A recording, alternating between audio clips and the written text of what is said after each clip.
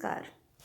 हौसले की अगली कड़ी में मैं आज आप लोगों के समक्ष स्थानीय रीता अग्रवाल, जो कि ऑर्थोपेडिकल महिला है, लेकिन उसके बावजूद उसने अपनी मेहनत और अपनी लगन से ऊंचे मुकाम को पाया है, मंजिल को पाई है, उसी के बारे में आप लोगों को बता रही हूँ। रीता जब 7 वर्ष की अवस्था की थी, तभी उसे चलने फिरने में दिक्कत होने लगी। उसके माता पिता ने उसे स्थानीय तौर पे इलाज करवाया, लेकिन कुछ फ़ायदा नहीं नज़र आया। तब वे लोग उसे लेकर CMC Christian medical college Vellore में दिखाने हेतु ले गए। वहाँ जांच पड़ताल हुई। जांच के दौरान डॉक्टरों ने बताया कि रीता एक असाधारण बीमारी स्पॉन्डिलोइपिफिशियल डिस्प्लेसिया रोग से ग्रसित है और इसे जीवन भर इस बीमारी से ग्रस्त ही रहना पड़ेगा, क्योंकि इस बीमारी का पूरी तरह इलाज कभी भी संभव नहीं है। जब रीता और उसके माता पिता को यह जानकारी मिली तो उनके तो होश ही उड़ गए।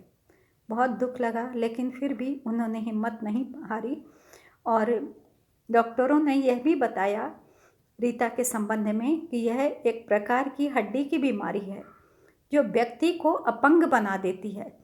हालांकि यह बीमारी 2 या 3% लोगों को ही होती है और वह भी ज़्यादातर अधिक अवस्था वाले व्यक्तियों को ही होती है।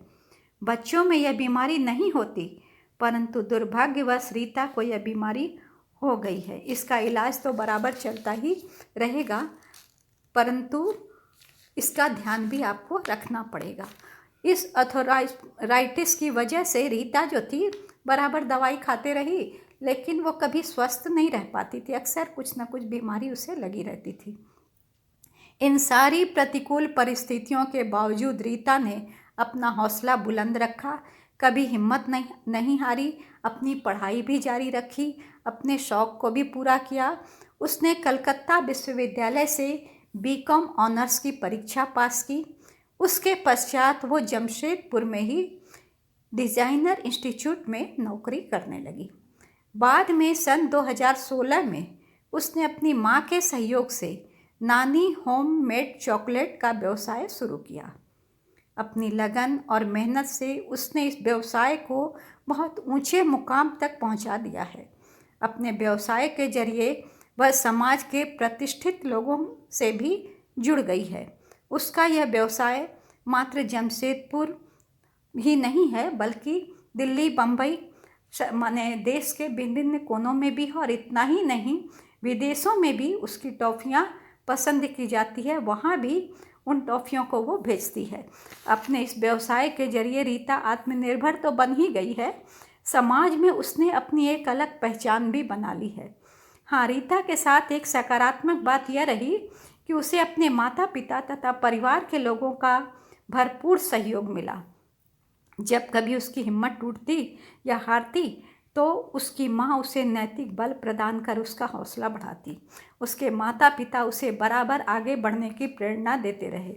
इतना ही नहीं, उसकी सहेलियों ने भी उसको भरपूर सहयोग दिया। हाँ, रीता को एक बात का दुख है कि यद्यपि सरकार के जरिए विकलांगों के उत्थान हेतु बहुत सारी योजनाएं बनाई गई है, परंतु उन योजनाओं का उचित लाभ विकलांगों को नहीं मिल पाता। इस बात का उसको दुख है। इसके बावजूद रीता ने समाज में अपनी जो छवि बनाई है वह काबिले तारीफ़ है और रीता के जैसे या दूसरी भी तरह के जो भी अशक्त हैं उनको वो प्रेरणा देने वाली है कि उससे प्रेरित होकर वो भी आत्मनिर्भर बने। जिसकी जैसी क्षमता उसी अनुरूप काम करे, लेकिन वो भी आत्मनिर्भर बने, दूसरों के ऊपर आश्रित न बने।